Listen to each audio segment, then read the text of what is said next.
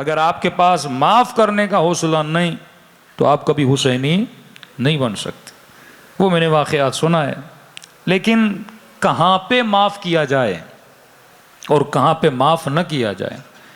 اسلام کا حکم ہے غیبت کرنا حرام ہے، لیکن کئی جگہوں پہ غیبت کرنا ثواب ہے. ہاں؟ پہلے غیبت سمجھو. یا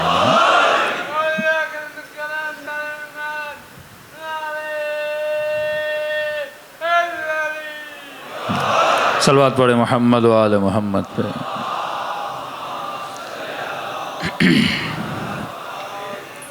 غیبت کرنا اسلام میں کیا ہے؟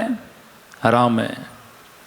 یہاں تک بتا دیا کہ بعض اوقات معصومین جو مثالیں دیتے ہیں وہ مثالیں جسمی مثالیں ہوتی ہیں تاکہ انسان کو کسی فعل کے برے ہونے کا احساس ہو جائے. لیکن ایک جگہ پہ غیبت ثواب ہے. کس جگہ پہ؟ ایک بندہ ہے، اس کی بیٹی کے لیے ایک رشتہ آیا ہے کسی جوان کا. اب آپ اپنے دوست سے اس کے محلے میں چلے گئے، بھائی فلاں رشتہ آیا ہے، آپ جانتے ہو فلاں بندے کو؟ کہ میں جانتا ہوں. وہ لڑکا کیسا ہے؟ اب یہاں پہ بندہ بولے غیبت کرنا کیا ہے؟ حرام ہے. بولے نہیں میں تو حسن ظن رکھوں گا، بڑا نیک بچہ ہے، بڑا نمازی بچہ ہے، اور کل پتہ چلے وہ نہ نمازی تھا نہ نیک تھا.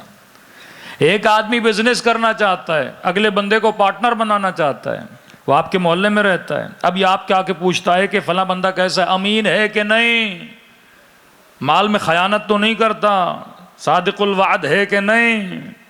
اب یہاں پہ بندہ کہے کہ غیبت کرنا کیا ہے؟ حرام ہے. نہیں، یہاں بتانا تیرے اوپر لازم ہے تاکہ اس کے مال کو نقصان نہ ہو، تاکہ اس کی بچی کی زندگی بچ جائے. تیسرا کہاں پر؟ اگر کوئی مظلوم تیرے پاس آئے، بیٹا مار دیا کسی نے، بیٹی کی ساتھ زیادتی کی کسی نے، بیٹے کے ساتھ زیادتی کی کسی نے، اگر یہ مظلوم اپنا درد سنائے تو اس کو یہ نہ کہا کرو کہ غیبت نہ کرو. فرماتے ہیں اب اس کے دل کے درد کو سننا بھی کیا ہے؟ ثواب ہے، کیونکہ مظلوم کی آہ سننا ثواب ہو جاتا ہے. تو حکم اسلام کہ معاف کرو، یعفو یصفحوا حتی یغفر اللہ لکم، معاف کرو، بخشو، واللہ یحب المحسنین، خدا احسان کرنے والوں سے محبت کرتا ہے. ملتا ہے امام زین العابدین علیہ الصلوۃ والسلام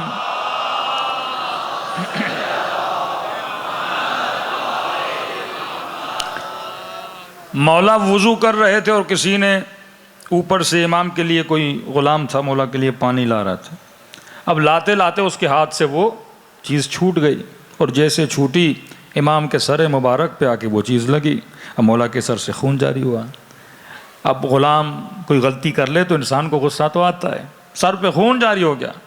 اب غلام بھی کیونکہ مکتب علی کا تھا، اسے پتا تھا کہ اہل بیت سے کلام کیسے کرنا، اس نے فوراً کہا والکاظمین الغیظ، خدا ان سے بڑا پیار کرتا ہے جو اپنے غصے کو پینے والے ہوتے ہیں. امام نے کہا میں نے تیری غلطی کو کیا کیا؟ معاف کیا. پھر کہا عافین، خدا معاف کرنے والوں کو، بخش کرنے والوں کو بہت پسند کرتا ہے. امام نے فرمایا کہ میں نے تجھے آزاد بھی کر دیا. ہاں؟ یہ سیرت اہل بیت ہے کہ اگر تیرے اندر بخشش کا حوصلہ نہیں ہے، کسی کو معاف کرنے کا حوصلہ نہیں ہے، تو اہل بیت کا چاہنے والا کیسا ہو سکتا ہے؟ اگر کوئی تیری ذات سے بہترامی کرے، آقا کاشف الغطاء کے واقعات میں نے کل آپ کو بتائے، چہرے پہ لعاب دہن پھینکا لیکن قبلہ نے معاف کر دیا کیونکہ ذات کی بہترامی تھی. لیکن معصوم فرماتے ہیں 3 لوگوں کو معاف نہ کیا کرو. بخشش ہے پر 3 لوگوں کے لیے بخشش نہیں ہے، اور یہ 3 برائیاں معاشرے میں بہت زیادہ پائی جاتی ہیں. مولا کون سے؟ فرمایا العفو للمقر لا للمصر. 2 لفظ یاد رکھیے، بخشش مقر کے لیے ہے، مصر کے لیے نہیں ہے. مقر کون؟ بندہ غلطی کرے آ کے معافی مانگے، اللہ کہتے معاف کرو. فتح مکہ کے بعد بیویوں نے معافی مانگی، اولاد نے معافی مانگی، رسول نے کہا اے حبیب ان کو کہو کہ بخش دیں. جنگ کربلا میں امام حسین نے اس کے پاؤں کاٹ دیے. مولا کو کہنے لگا مولا مجھے نہیں پتا تھا آپ اتنے طاقتور ہیں. حسین نے کہا واپس چلا جا, میں نے تجھے معاف کیا. معافی مانگے تو بخشو, کیونکہ مقر ہے, اقرار گناہ کرے. آپ کو آ کر بولے کہ مجھ سے خطا ہوئی, میں نے آپ کے پیسے, میں نے آپ کے ساتھ زیادتی کی, میں نے آپ کو گالی دی, میں نے آپ کی توہین کی, میں نے آپ کی غیبت کی, بندے خدا معافی مانگنے آیا ہوں. تو چھٹے ماں فرماتے معاف کرو. اگر معاف نہیں کرتے تو ہمارے شیعہ نہیں ہوں. لیکن لا للمصر, ایک بندہ غلطی بھی کر رہا ہے پر غلطی کا اسے احساس بھی نہیں ہے, آپ کو گالی بھی دے, آپ کی توہین بھی کرے اور بولے جو کرنا ہے کرو, میں تو کرتا رہوں گا. ایسے بندے کے لیے معافی نہیں ہے. معافی اس بندے کے لیے ہے جو معافی مانگے. معافی اس بندے کے لیے نہیں ہے جو اپنے گناہ پہ کیا کرے, اصرار کرے. جنگ بدر میں ایک شخص رسول خدا کے مقابلے میں آیا, رسول کے ساتھ جنگ لڑی, اور جیسے جنگ ختم ہوئی اس کے بعد آیا, پاؤں پکڑ لیے, اے حبیب خدا, اے رسول خدا, غلطی ہو گئی, اب آپ کے ساتھ نہیں لڑوں گا, اب دشمن اسلام نہیں بنوں گا, بس آپ مجھے معاف کر دیں, میری جان کو بخش دیں. نبی نے کہا ٹھیک ہے, اگر تو معافی مانگ رہا ہے معاف کر رہا ہوں, لیکن یاد رکھنا پھر غلطی نہ کرنا. پھر جنگ احد ہوئی, معاف کیا, پھر جنگ احد میں آیا, پھر رسول خدا کے مقابلے میں آ کے کھڑا ہو گیا. اب جب اسلام کے سپاہیوں نے اسے پکڑا اور رسول کے پاس لے کر آئے, پھر سے وہی ڈرامے بازی شروع کر دی. اے رسول خدا غلطی ہو گئی, تو رحمت للعالمین ہے, مجھے معاف کر دے. نبی نے کہا نہیں, تجھے منع کیا تھا مصر نہ بننا, گناہ ایک بار اللہ بھی معاف کرتا ہے. اگر تو بار بار اس خطا کو کرے گا اور پھر بار بار آ کے تو ڈرامے بازیاں کرے گا کہ میں پھر گناہ نہیں کروں گا, نبی نے کہا اسے سزا دو, کیونکہ یہ کیا ہے, مصر ہے. خدا اصرار کو پسند نہیں کرتا. یہ عربی اصرار ہے, اردو والا نہیں. امام رضا علیہ الصلوۃ والسلام فرماتے ہیں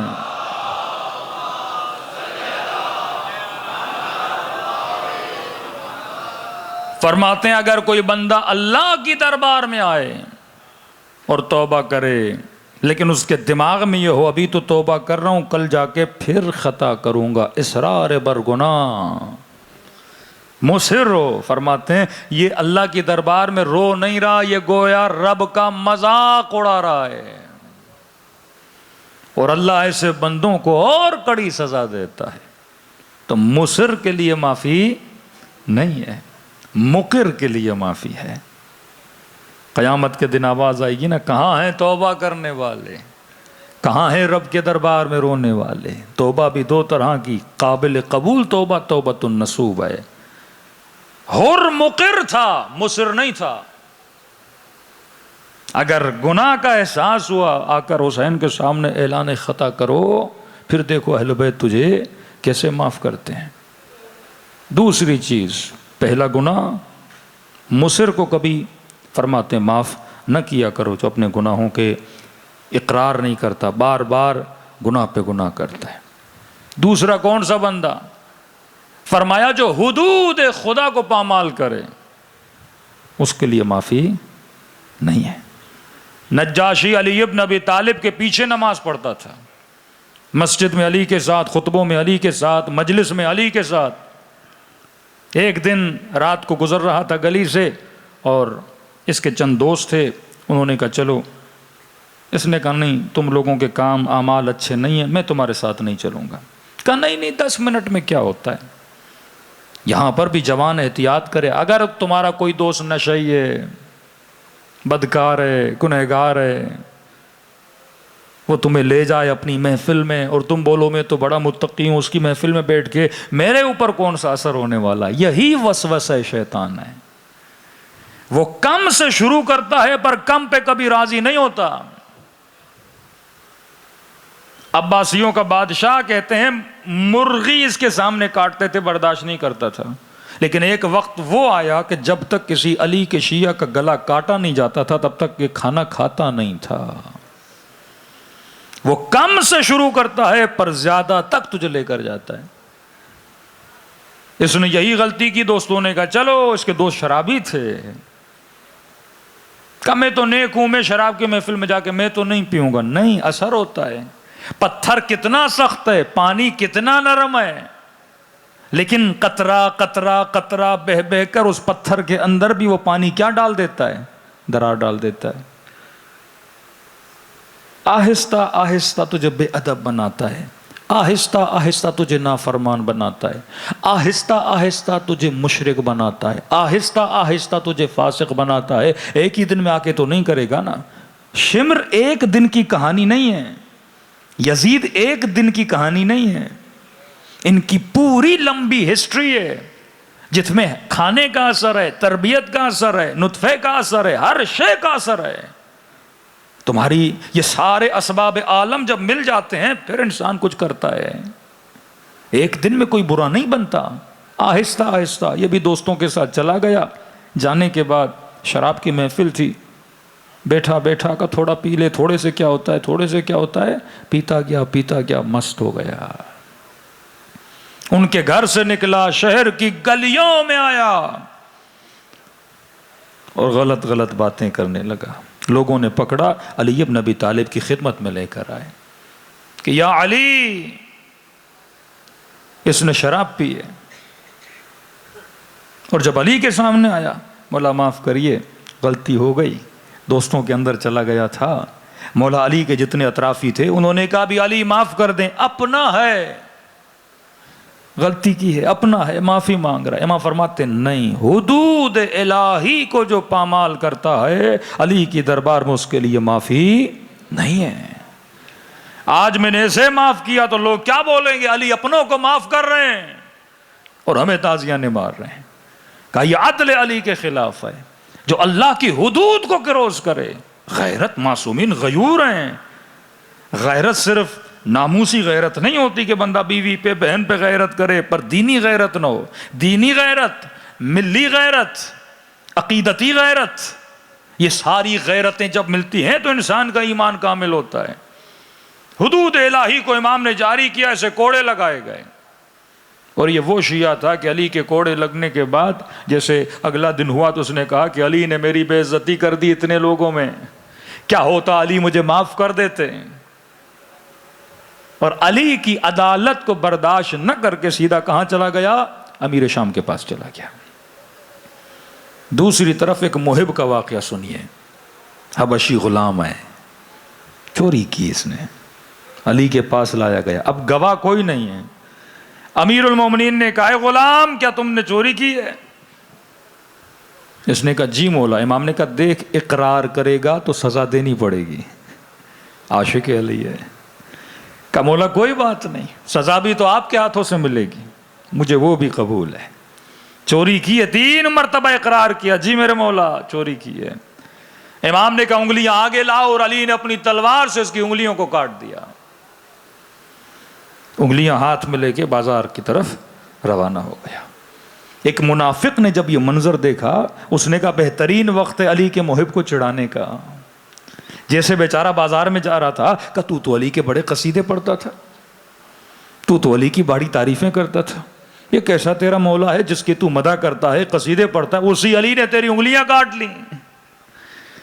اس نے جیسے دیکھا کہ یہ اس بات پہ مجھے بار بار تنگ کر رہا ہے کہ علی نے تیری انگلیاں کاٹی، علی نے تیری انگلیاں کاٹی، تو علی کے قصیدے پڑھتا تھا، یہ چاہتا تھا کہ میں اسے اتنا ورغلاؤں کہ یہ علی کے خلاف بات کرنے لگے۔ لیکن جتنا اس نے اسے غصہ دلایا، یہ بھرے بازار میں کھڑا ہوا اور علی ابن ابی طالب کے فضائل پڑھنا اس نے شروع کر دیے۔ کہا میرا امام وہ ہے، اس کی عدالت کا معیار یہ ہے کہ وہ جب عدالت نافذ کرنے پر آتا ہے تو یہ نہیں دیکھتا یہ اپنا ہے یا غیر ہے۔ جب اس نے فضائل پڑھے، اب یہاں اس کی دال نہیں گلی، یہ دوڑا دوڑا پھر علی کے پاس گیا۔ مولا مسجد میں بھی بیٹھے تھے۔ کہا یا علی عجیب بندہ ہے، تو نے انگلیاں کاٹی ہیں اور تیری تعریفیں کیے جا رہا ہے۔ امام نے کہا کیا؟ میرے قصیدے پڑھ رہا ہے؟ کہا یا علی تیرے قصیدے پڑھ رہا ہے۔ حبیب ابن مظاہر کو بی بی زینب نے کہا بھیا حبیب، حر کو بی بی زینب نے کہا کہ بھیا حر۔ حبیب بازار میں جا رہے ہیں، نگاہ مسلم ابن اسجا پہ پڑی۔ مسلم کہاں جا رہے ہو؟ کہا حبیب بوڑھا ہو گیا ہوں، رنگ لینے جا رہا ہوں تاکہ داڑھی کو لگاؤں، تھوڑا جوان لگوں۔ حبیب نے کہا کہ مسلم ایسی جگہ پہ لے جاؤں جہاں پہ اپنی داڑھی کو خون کا رنگ کرے، نہ مٹنے والا رنگ جو تجھے ہمیشہ جوان کر دے۔ مسلم کا ہاتھ پکڑا، کہاں لے گئے؟ کربلا لے گئے۔ یزید ابن سبیت بصرے کا رہنے والا، 2 بیٹے عبداللہ عبید اللہ، نام یزید ہے، کام علی والے ہیں، سیرت علی، اصل علی ابن ابی طالب۔ کربلا میں 3 سے 4 یزید نامی ہیں جو شہید ہوئے ہیں، 2 بیٹے بھی لیے، خود بھی کیا، 7 لوگ اس نے جمع کیے اور امام حسین کی مدد کے لیے کربلا پہنچا۔ اور جب مولا کے پاس آئے توبہ کر کے تو امام حسین نے کہا بھیا ہر، سیدہ زینب نے کہا بھیا ہر۔ اب سن اس غلام کا واقعہ، جب اس نے قصیدہ پڑھنا شروع کیا نا، کٹی ہوئی انگلیاں ہاتھ پہ رکھ کے، امام علی نے حسن کو کہا کہ بیٹا حسن، ہاتھی عمک الاسود، حسن اپنے چچا کو لے کر آ، جس کی انگلیاں علی نے کاٹی ہیں۔ جب یہ کردار امیر الگناہ کیا تھا نا، مقر تھا، سزا ملی، پھر بھی علی کے دامن کو نجاشی کی طرح نہیں چھوڑا۔ امام نے کہا ہاتھی عمک الاسود، اپنے چچا کو لے کر آ۔ اب یہ بیچ بازار میں رو رہا ہے، لوگ اس کا مذاق اڑا رہے ہیں کہ علی نے انگلیاں کاٹی ہیں، عجیب بندہ ہے، پھر بھی علی کی فضیلت پڑھ رہا ہے۔ امام حسن گئے، بڑے پیار سے اس کو مسجد میں لے کر آئے۔ امام نے فرمایا بھائی حق، میں کیا سن رہا ہوں، میں نے تیری انگلیاں کاٹی، پھر بھی تو علی کے فضائل پڑھ رہا ہے، ایسا کیا ہے؟ کہنے لگا مولا واللہ قد خالت حبک لحمی و دمی، خدا کی قسم اگر جسم کے ٹکڑے ٹکڑے بھی کر دو پھر بھی فضائل پڑھوں گا، کیونکہ تیری محبت میرے خون میں اور گوشت میں ملی ہوئی ہے۔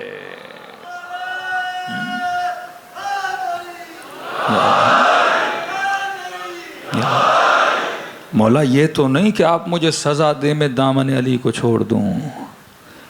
اس وقت علی نے اس کے چہرے کو بوسہ دے کر کہا کہ ایسے ہوتے ہیں علی کے شیعہ کا۔ انگلیاں ذرا آگے تولا، آگے لائے، لعاب دہن سے ہاتھ انگلیوں پہ پھیرا، ہاتھ پھر ویسا ہی تھا جیسے پہلے اس کا موجود تھا۔ ہاں، اسی طرح ترمیم کریں گے اہل بیت میدان برزخ میں اپنے چاہنے والوں کی۔ خطائیں ہیں، غلطیاں ہیں، یا سزا کا ازالہ دنیا میں کر یا عالم برزخ میں سزا کا ازالہ ہوگا۔ تو پہلی چیز اسے کبھی معاف نہ کرنا جو مصر ہو، دوسری چیز اسے کبھی معاف نہ کرنا جو حدود پروردگار عالم کو کیا کرے، پامال کرے۔ صلوات پڑھے محمد و آل محمد۔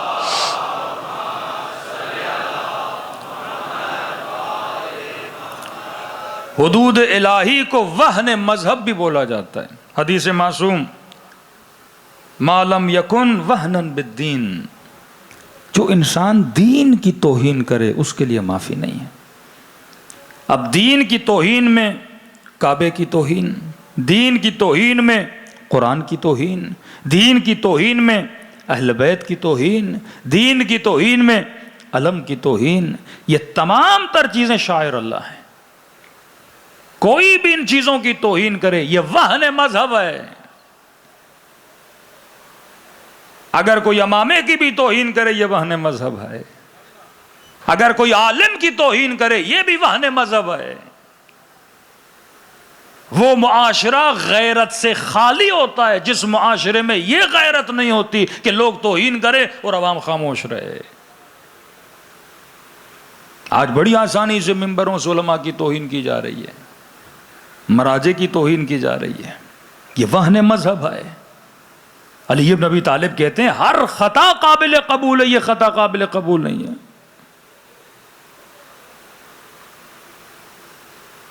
یہ لباس ہے، اس لباس کا ایک احترام ہے۔ آیت اللہ العظمی قاضی کبھی اپنے امامے کی طرف پاؤں کر کے نہیں سوتے تھے، اپنا امامہ۔ کسی نے کہا آغا قاضی امامہ تو آپ کا ہے، کہاں لیکن نسبت حسین سے ہے، نسبت میرے جد رسول اللہ سے ہے۔ وہن مذہب۔ بعض لوگ دیکھے ہوں گے داڑھی کا مذاق اڑاتے ہیں، یہ وہن مذہب ہے، مذہب کی توہین کی جائے۔ کیوں فرمایا آخری زمانے میں ممبروں پہ بندر بٹھائے جائیں گے، بندر پرفارم کریں گے، ایکٹ کریں گے۔ کراچی میں لوگ امامے والوں کو زیادہ سنتے ہیں. ابھی ایک نئی سازش جس کو میں نے پچھلے سال بھی ذکر کیا، اس لباس کی، اس امامے کی عزت کو گرانے کے لیے اب کہا کہ ایسے لوگوں کو امامہ پہناؤ جن میں اخلاق نام کی چیز بھی نہ ہو، تاکہ امامے کی عزت ختم ہو جائے. اخلاق عالم جیسا ہو، رفتار علماء جیسی ہو. برملا ممبروں پہ اس امامے کا مذاق اڑایا جا رہا ہے. جناب کا پتہ نہیں کہاں پڑھے، کتنا پڑھے، کن حوضوں میں رہے، کس نے امامہ پہنایا، استاد کون تھے، کچھ بھی نہیں. آج خاص ایک 5-6 لوگوں کا ٹولہ بنا دیا گیا ہے، ان کے سروں پہ امامے رکھ دیے ہیں. امامے والا امامے والے کی توہین کرے، یہ سب سے آسان حربہ ہے. عام بندہ کرے گا تو لوگ پھر بھی بولیں گے نا. امامے والا امامے والے کی توہین کرے، لباس کا مذاق اڑایا جائے. یہ لباس فیشن نہیں ہے کہ تم رنگ برنگی چیزیں اس پہ ڈالو. یہ لباس امام زمانہ ہے. یہ لباس حجت خدا ہے، اس کا احترام ہے. بڑے طریقے ہوتے ہیں علماء کی عزت کو گرانے کے لیے. کچھ ہی دن پہلے آپ نے کلپ دیکھا ہوگا، رہبر معظم کی توہین کی گئی. توہین کس بات کی؟ ان کا ہاتھ زخمی ہے.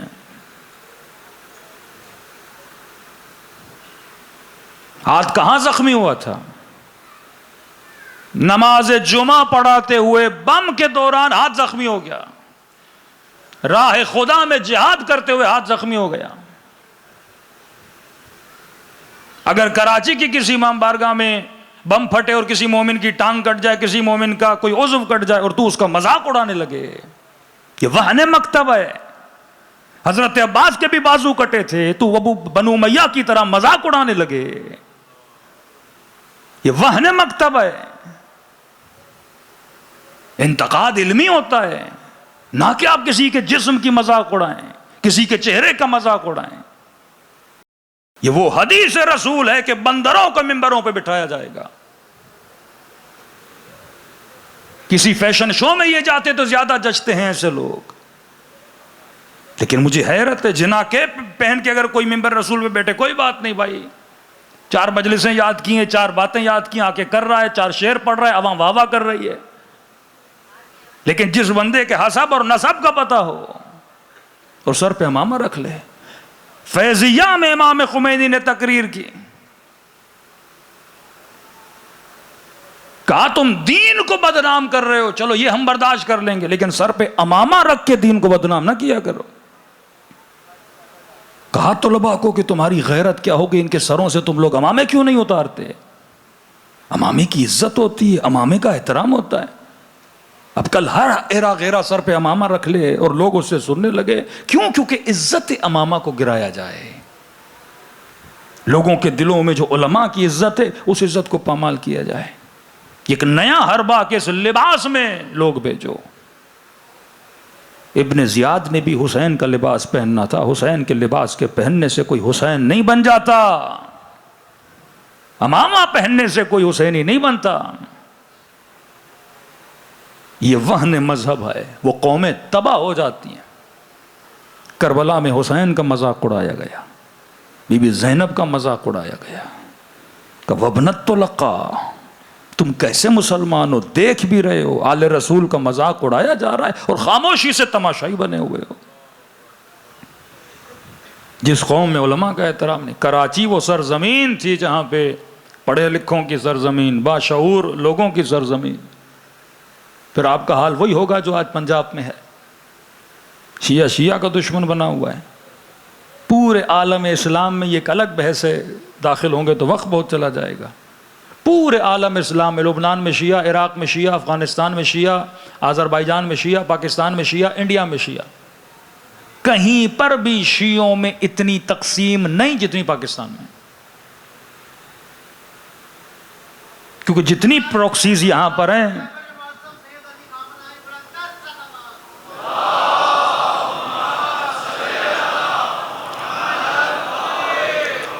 پر بھی نہیں آپ چلے جائیں، عراق میں بھی نہیں ہے، وہاں تھوڑا بہت شاعر پہ تھوڑی بہت بحث ہوتی ہے، یہاں ولایت فقیہ کے مسئلے پہ تھوڑے بہت اختلافات، لیکن انٹرنل جتنے اختلافات پاکستانی شیعوں میں کہیں نہیں ہیں.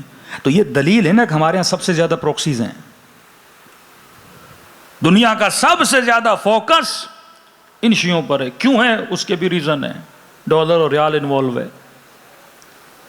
سب سے زیادہ مسلمانوں کے فرقے پاکستان میں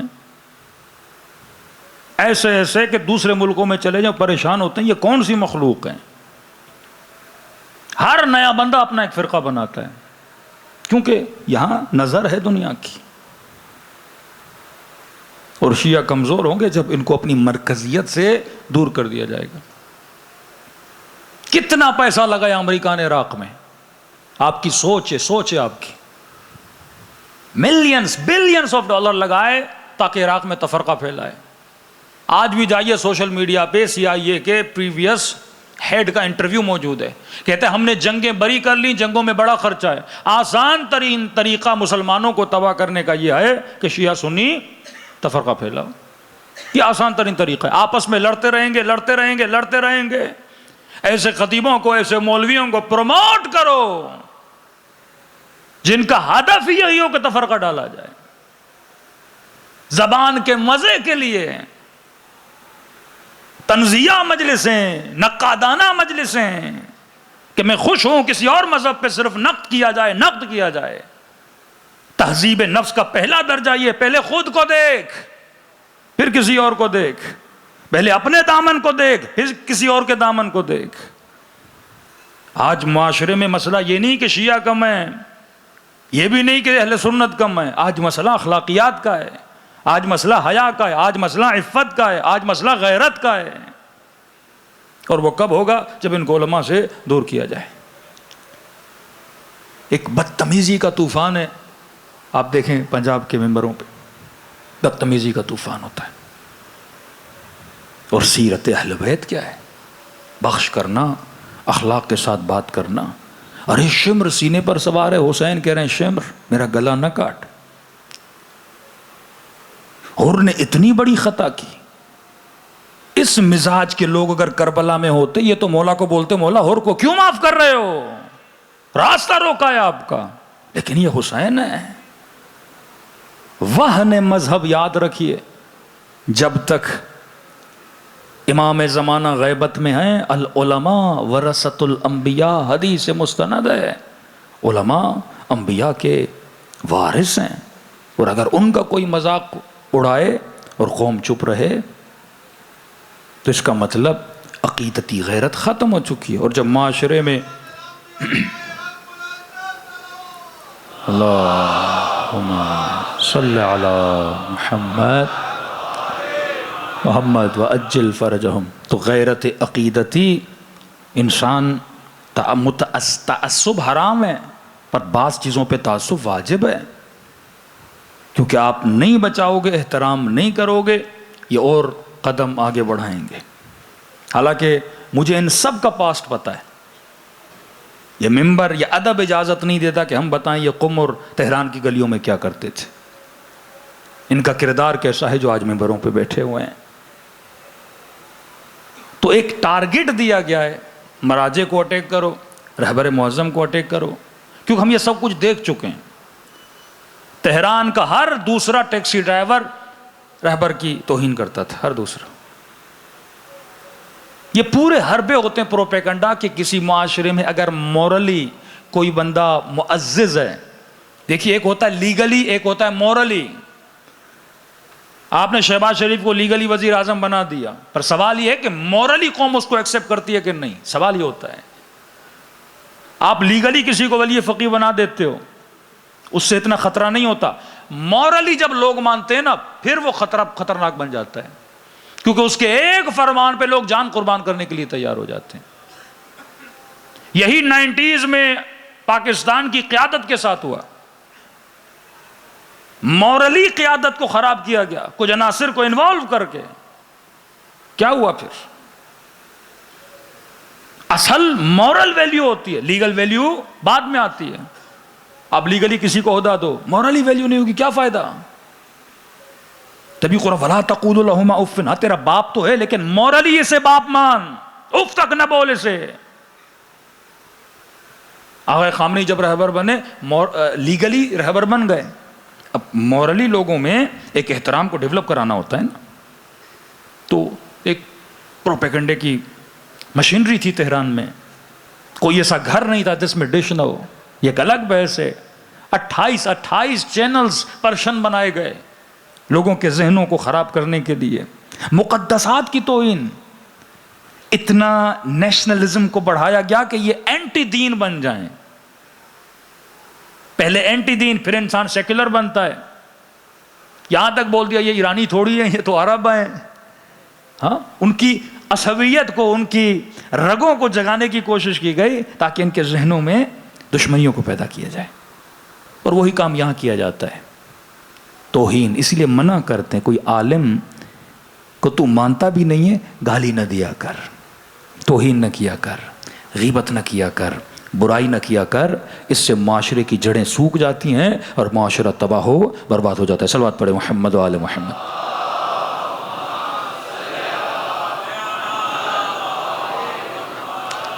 پہلی نشانی، اگر کوئی مصر ہو اسے معاف نہ کرو، وہن مذہب کرے، توہین مذہب کرے۔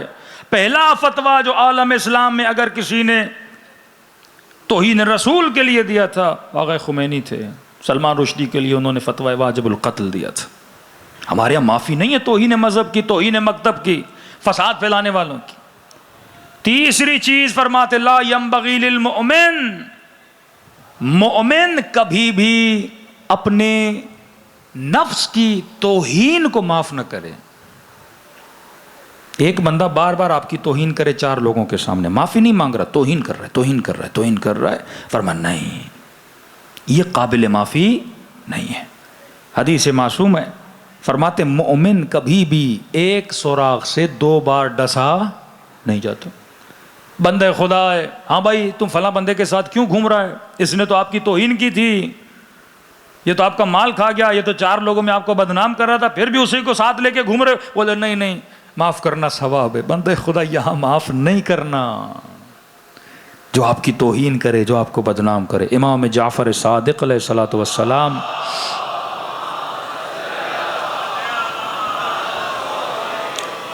مولا کا ایک صحابی اس کو وقت کا حاکم لے گیا اور پکڑ کے جیل میں ڈال دیا۔ امام نے اسے خط لکھا، یہ میرا نیک ترین صحابی ہے، چھٹے امام، اسے چھوڑ دے۔ اس نے کہا نہیں چھوڑتا، اور اس نے چھٹے امام کی توہین کی۔ امام نے کہا دیکھ اگر نہیں چھوڑے گا میں فرزند رسول ہوں، تجھے بد دعا دوں گا، تو توہین کر رہا ہے۔ کہنے لگا فرزند رسول ہیں تو ہیں، آپ ایسے بول رہے ہیں جیسے آپ کی بد دعا مجھے لگ جائے گی۔ امام خاموش رہے۔ اگلے دن امام کو پتا چلا اس لئی نے اس کو پھانسی دے دی، مار دیا مولا کے صحابی کو۔ یہ مولا کا صحابی کہتا ہے امام فوراً سجدے میں چلے گئے اور جا کر کہنے لگے العجل العجل العجل، خدایا جلدی اسے سزا دے، جلدی اسے سزا دے، جلدی اسے سزا دے۔ کہ ابھی امام نے 3-4 بار العجل بولا تھا ہی نہیں، وہ جس گھر میں بدبخت رہتا تھا اس کے گھر سے رونے کی آوازیں بلند ہو گئیں۔ دوڑے دوڑے گئے، کیا ہوا کا پتہ نہیں، اچانک اس کی سانس گھٹی اور گلا دبا اور وہیں پہ اس نے جان دی اور مر گیا۔ اہل بیت بھی توہین کو اس طرح برداشت نہیں کرتے تھے۔ حکم دے رہے ہیں اے شیعہ عباس عباس کیوں بنے؟ اصولوں کی وجہ سے عباس عباس۔ 12 کہہ رہا ہوں کربلا چلے جاؤ، 2 تجھے سونے کے گنبد نظر آتے ہیں، ایک امام کا روزہ ہے، ایک غیر امام کا روزہ ہے، لیکن دیکھنے سے ایسے لگتا ہے دونوں اماموں کے روزے ہیں۔ کبھی سوچا کہ اتنی فضیلت خدا نے غازی عباس کو کیوں دی؟